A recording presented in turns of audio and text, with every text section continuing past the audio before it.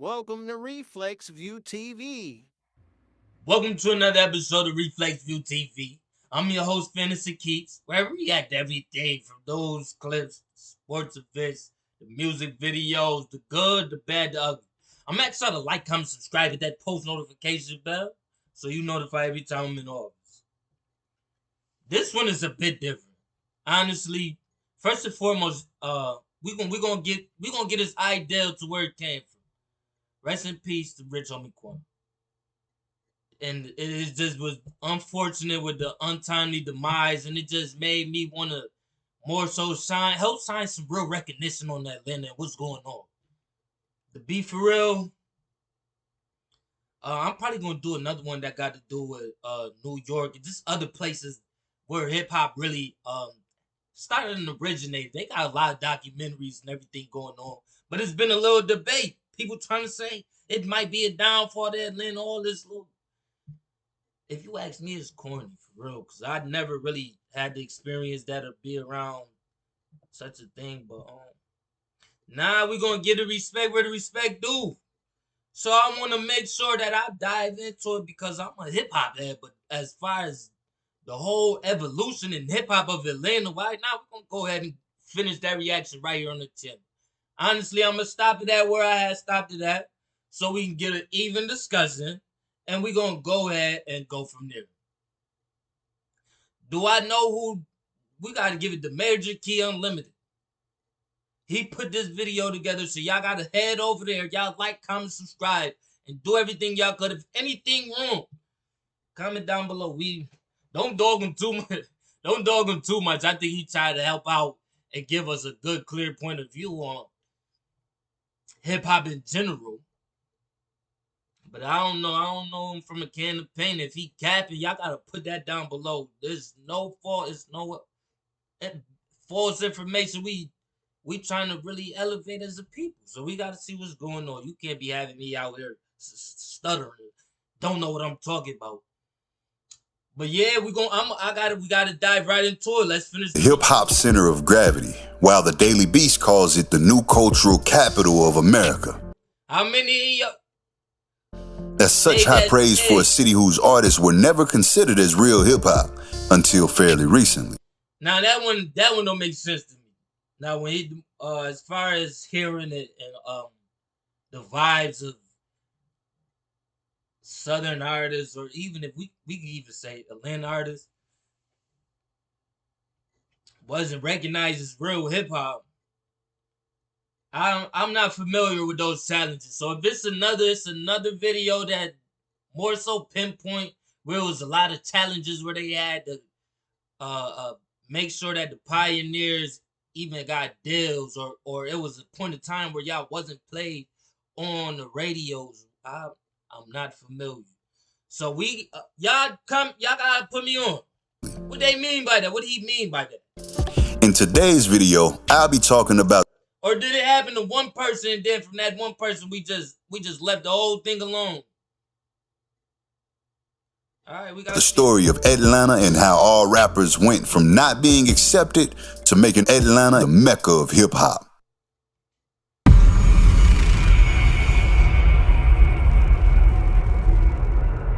Like I said, we giving the credit to Major Key Unlimited. Y'all head over there right now, see what's going on. You just want to know a little bit more about the places of the people that you be vibing to their music, and the actual environment of what helped them get to what's going on right now.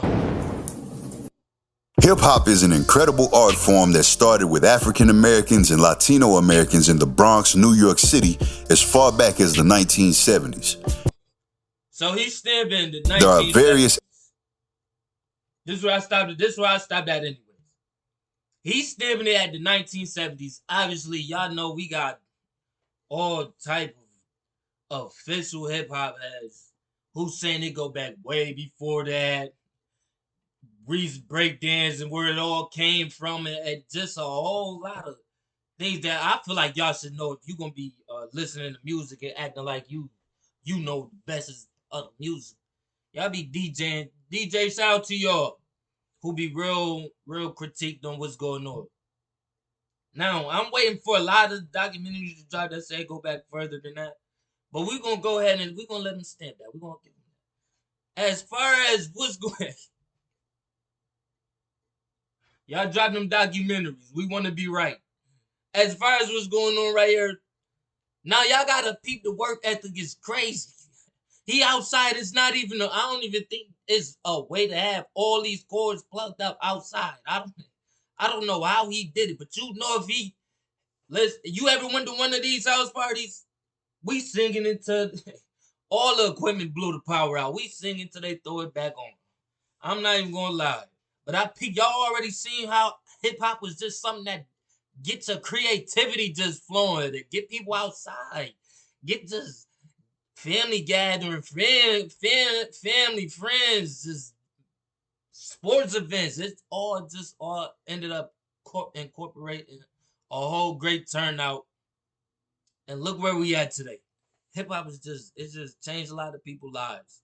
But I don't know if this is from New York or I don't know where this at. So it would have been cool if he was able to put like stamp those type of things in the video. Cause we gonna see though. I don't know.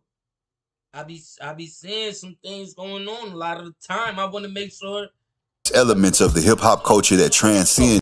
So if they a group or anything, y'all comment down below who they just is. rap music, and with the growth of these elements came a new genre of expression that spread. I'm gonna say New York, y'all. So we're gonna say this the 1970s New York right now. This is like New York. Spread out to other communities across the nation. It wasn't until early 1980s that hip hop entered the Atlantan space, and even then. Okay, so 1980s. We talking about the 1980s. That's when hip hop really took effect in Atlanta, you said. It did not get a good start. The music was labeled with, and it didn't have a good start, names like Miami that was before bass or booty music, more of a subgenre that consists of heavy bass, kick drums, fast-paced tempos, and booty of course, sexual lyrics. I never okay, shout out to the Freak Niggas. They took over speed dating, so I'm gonna give Atlanta that. I'm staying posted to the next one. Listen, mind your business. Honestly though, I've never heard of a booty music category. That one was different for me. Y'all gotta fill me in where that came about. They said the Miami bass. Southern hip hop started. He giving us the information, bro.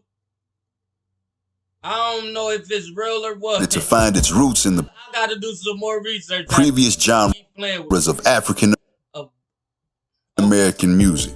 These roots were a soft spot that attracted the African. But we could think of something better than that. African American booty music. Audience, making it easier for the locals to create new interpretations of the sounds.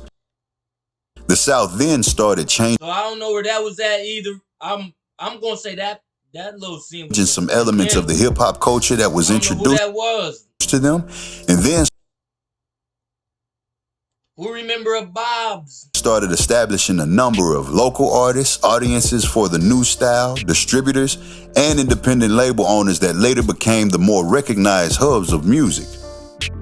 At the early stages, most of the music corporations paid more attention to pushing out the rap powerhouses that already existed in California and New York. But thanks to the massive so this like a little disco going on. Everybody high. The swag is different. Everything about this that's going. It looked like they having so much fun though. You could just tell that it was nothing but good vibes in the room.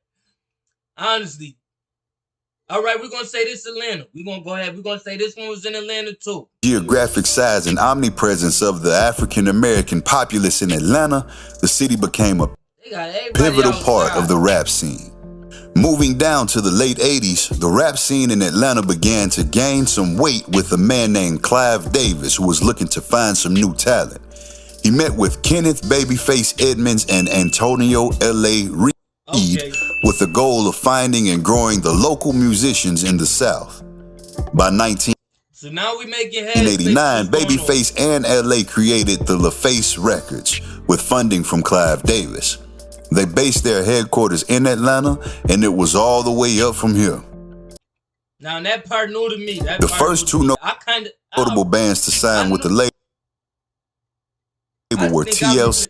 There it goes. So it is. I knew the name was familiar. Okay. So I'm familiar with them because of what was going on a little bit with TLC. However, y'all know how it is now. It's a lot of things you could write off as business expenses, and it's just a lot going on that we got as far as artists, the companies that y'all can incorporate where y'all can get these commercials, get this played everywhere. Cause these people risking their lives to get they voices heard, and other people don't even really have a voice. And we putting this all together. There's no way for it not to be enough money for all of us to really enjoy the fruits of our labors. But it's a lot of ways that's going on. Y'all make sure y'all read these contracts, because people really do be put in positions where they can either take off, or the only thing holding them back is that they just didn't really know what was going on. But they believed in their team and their staff. We got to give them that. And they came out. They did everything they were supposed to. Shout out to them. See, and Chris. Shout out to us for getting it right now. We got it right now. It's a lot going on as to where you don't just fall off and too swiftly went. Y'all make sure y'all go do y'all due diligence. Go look it up. I know they sound credible. Platinum, which brought make it stick. More attention to their record label. Love the sound of that. One big part of their exposure and success was the MTV showcase of TLC's Ain't Too Proud to Beg and Criss Cross's Jump. MTV played these songs as a part of their regular night routine, and it attracted a lot of attention as a result. Comment down below whoever went to sleep with some BT. These early successes for record labels gave the label the ability to sign and promote a massive roster of talented artists who then laid the foundation for the sounds of hip-hop and rap in the South. LaFace signed on Usher, yes, that Usher, Outkast, and Goody Mob, all of whom you can trace back to the foundation of hip-hop in the South. So we picking up. Now we in the 1990s. So we saying 1980s is a lot going on. This disco is just different. There's all type of just, moves going on at this one time. But then we just pick up to this 1990s where it's just jump. So in the 1990s, the rap scene in Atlanta joined in the already compounding hip-hop popularity. See, so now y'all see why I'm a little bit confused is why they saying they couldn't really get their voices heard. But to stand out in an already crowded space. Atlanta collectives like the Dungeon Family and Organized Noise brought a style known as Dirty South music to the light. Dirty South music. This was a term given to the newly found southern hip-hop scene. And with artists in the LaFace who pitched that record label. Now we finna go in here. We finna give them that Dirty South music. Mentioned earlier, growing into individual success stories. Atlanta earned the label the Motown of the South. Most of the artists in Atlanta began to gain fame in the 90s and were able to prove that good music can come out of places other than the two established music hubs. However, the overtaking process of the two music giants was not immediate or easy either. After Outkast won the Best New Rap Group at the Source Awards in 1995, most of the core rap fans, most of which were from New York, were not excited to see that outsiders were gaining recognition, and they were seriously bitter. When the roaring boos and discontent from the crowd became too much, Andre 3000 got on the microphone and obviously this was made it clear to the I'm gonna let them get this out before I get my little crowd that the southern rap industry had come to stay. It was pretty brutal to just be in a room full of people that don't even really care about what you do. So what's up, Dre? pressure can either bust pipes or create a diamond. And what Andre said when he got on that microphone created a diamond. But it's like this, though. I'm tired of folks, you know what I'm saying? Them closed-minded folks, you know what I'm saying? It's like we got a demo tape and nobody want to hear it, but it's like this, the South got something to say. That's all I got to say. Now, Everybody was like this. Let's be for real. This wasn't complete. I'm not like completely out of this story and what's going on. Obviously, the Notorious B.I.G., the Tupac, it was a lot going on that night. Everything was, the crowd already was at an uproar. So for him to get on the stage and really have to say this, that's dirty something. We got something to say. Y'all acting like y'all don't put this on. That's different. That was real though. Now for y'all to say that was one of the that can't be the only reason why they saying music wasn't accepted in the South. Award show is completely different from the whole geographic scale of listeners, and now we got monthly listeners, daily listeners. So the list goes on. It's different. It's vibing. But I do understand where they were saying this is where everything really got that serious. Like we were having fun with the music, but now we finna show how real create. Can you reach? How high are we supposed to reach?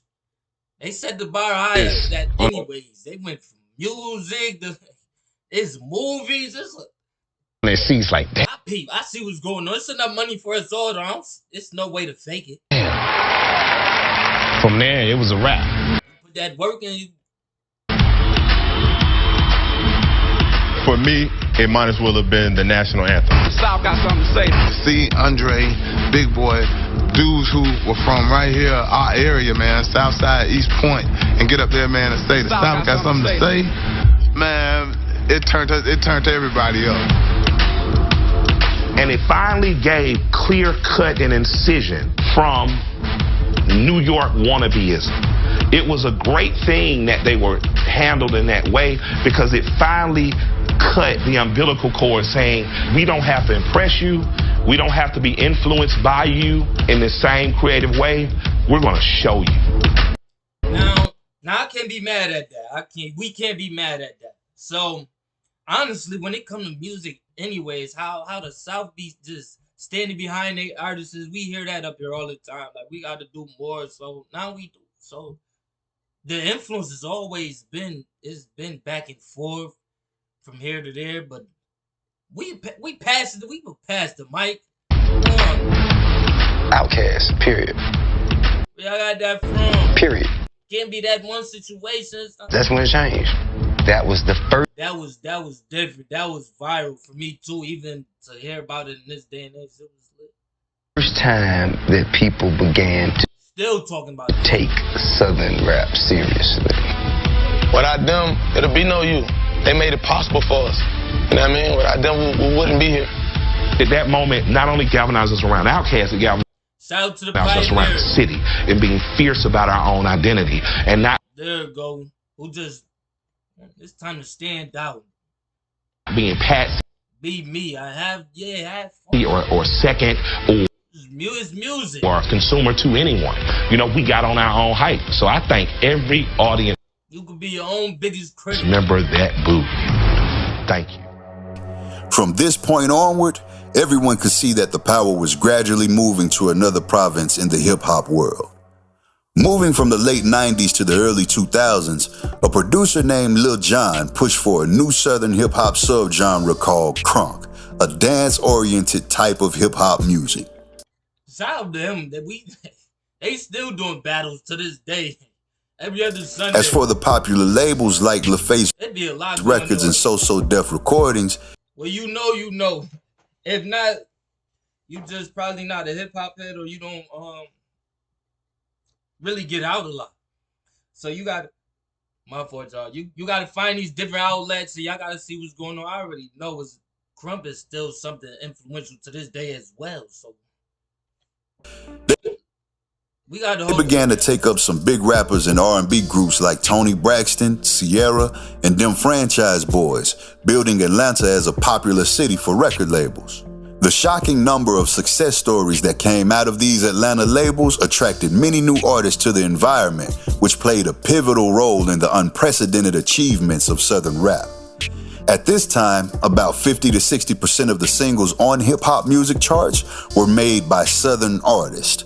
Most of the Atlanta-based rappers you know today like Gucci Mane, T.I., Soulja Boy, and Ludacris made their debuts in the mid-2000s as the popularity of Atlantan music continued to bloom. In the mid-2000s, another subgenre of hip-hop called trap music was born. This style laid a lot of emphasis on the drug-dealing lifestyle and rose to Now I'm gonna give him that. So that's the category. I would, from what I know it from, I could have. It's more so like hustle. That's why I would think like it's hustle music. Cause honestly, it was when in the early 2000s, there was a lot going on. Just for me too, to tell you the truth. So as far as hearing, I went to T.I. concert. I've been to a few concerts, a few summer jams. Fortunately, so it's been real. It's been lit to really hear how things have been going on in different people's lives, how they got out of their struggles. Because most of us, I know, even growing up in high school, some people they leave high school, they done got somebody pregnant. Family can't get them there, can't do it. It's just been a lot going on. So as far as to hear this type of music too that was going on, certain people think like, oh, you can't wait to be a drug dealer, you can't wait to. But it was just more so like something that helped you as far as what you seen going on in your area and the time period from the 80s till now, tell what's going on. So it's been a huge controversy going on with as far as trap music and that. But what I really know that is like hustle music is the type of music where people just speaking because some of the stuff don't be real or they stretch it a little bit to be dramatic as far as what could happen. So, shout out to y'all. If y'all they created, I didn't know that was the lane that they created. Trap, I really didn't know. I could have sworn it was just like a vibe of it was like incorporation of life. It just speaking on what you probably seen, what you want to see in the movie, or things that it's just more power to them. Prominence very quickly. In the same time period, 2004 to be precise, Outkast went on to win 6 Grammys for their album Speaker Box, The Love Below. Soulja Boy also released Crank That, which was a massive success. See, y'all finna be mad. Y'all finna be mad. Y'all can't be mad. I think that was the first artist who put me on to Atlanta artists. I can't even lie, because it was a whole Crank That era. We was cranking the Superman, the Mario, the Lion King. It was everything going on. I'm not even gonna lie. Next thing I know, he jumping out of airplanes at the Super Sweet 16. I'm trying to get a Kids Bob, and I'm trying to get it on. Listen. Shout out to the South. Flame released his 3 critically acclaimed singles, Hard in the Paint, Oh Let's Do It, and No Hands, pushing Atlanta into even greater success. Shout out to Coming down. I know he was trying to say he's not from Atlanta. Y'all can't put him on the list like that. And y'all playing with the list. All type of stuff. But I feel like that list was more so about the Southern artists, period. So congratulations to at least making it on the list, though. For real. Like, you certified.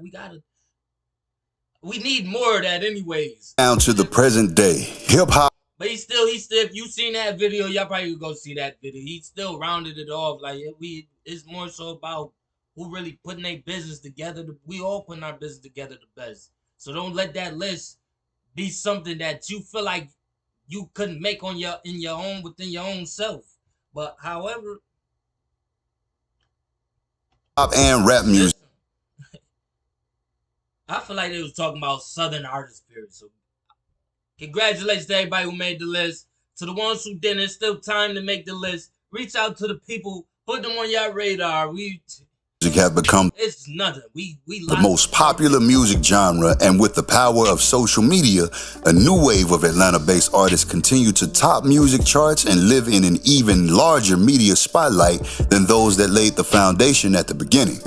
With the hip-hop genre becoming one of the most popular in the world, a lot of the racial boundaries that were associated with rap music have now been broken down. Based on an article by the U.S. Department of State, Atlanta is right at the epicenter of this hip-hop and rap movement after growing from just a few underground artists to now producing some of the biggest A-listers in the industry. Atlanta now houses more than 300 recording studios, 60 music venues, and 30 festivals that showcase and celebrate. See, that's different. Shout out to y'all, man. 300 recording studios, 60 plus venues, 30 festivals.